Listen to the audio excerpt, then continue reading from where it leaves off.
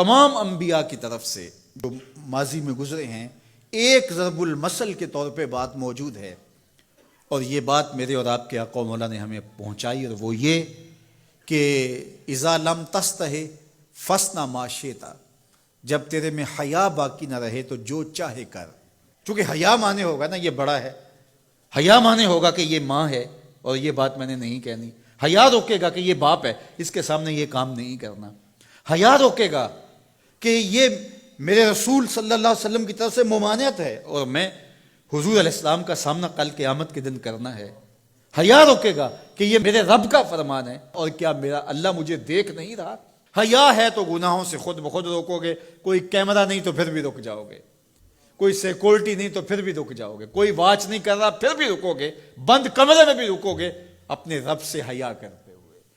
لیکن اگر رب سے حیا نہیں ہوگا، اس کے رسول سے حیا نہیں ہوگا، تو پھر جو مرضی کرو، پھر تمہیں نہ کوئی کیمرہ روک سکتا ہے، نہ باپ روک سکتا ہے، نہ ماں روک سکتی ہے، نہ بڑا بھائی روک سکتا ہے، کوئی نہیں روک سکتا تمہیں جب تمہارے اندر حیا نہیں ہے. حیا ہوگا تو پھر گناہوں سے خود بخود بچتے چلے جاؤ گے، برے اعمال سے بچتے چلے جاؤ گے، بد اخلاقی سے بچو گے، زبان سے جملہ نکالنے سے قبل سوچو گے کہ یہ جملہ مناسب نہیں ہے تو میں اس کو کبھی بھی نہیں بول سکتا، اس لیے کہ حیا مانے ہو جائے گا اور طبیعتوں کے اندر ایک نور پیدا ہوتا چلا جائے گا.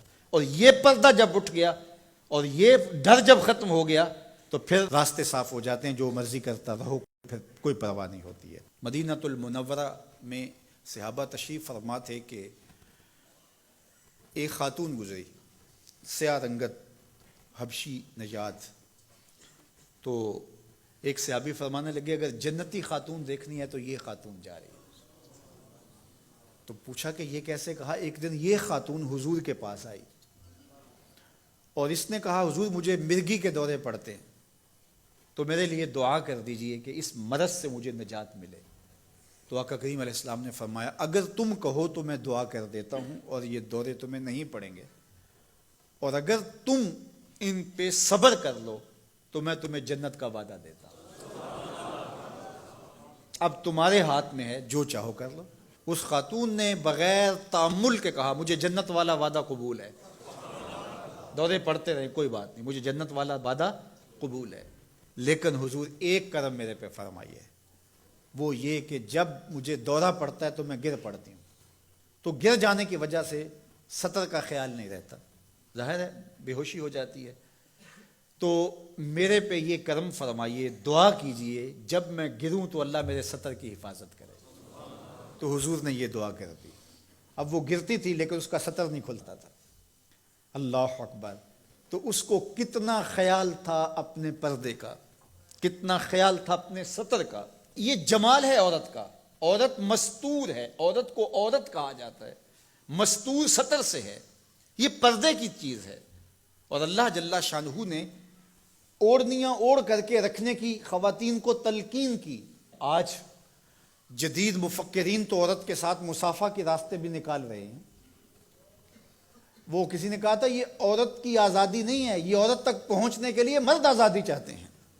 عورت سمجھتی ہے مجھے آزادی مل رہی ہے، یہ تجھے آزادی نہیں دی جا رہی، یہ تیری آبرو کو، تیری عزت کو، تیری ناموس کو تار تار کرنے کے لیے یہ مرد آزادی چاہ رہا ہے، یہ آوارہ لوگ آزادی چاہ رہے ہیں. تجھے کھلونا بنانا چاہتے ہیں، تو کھلونا نہیں ہے. تیرا پردہ تیری ناموس کا محافظ ہے، تیرے برقعے کی ایک ایک سلوٹ تیرے حیا کا پہرا ہے. آج مغرب مختلف ذرائع سے ہم سے یہ جوہر چھیننا چاہتا ہے.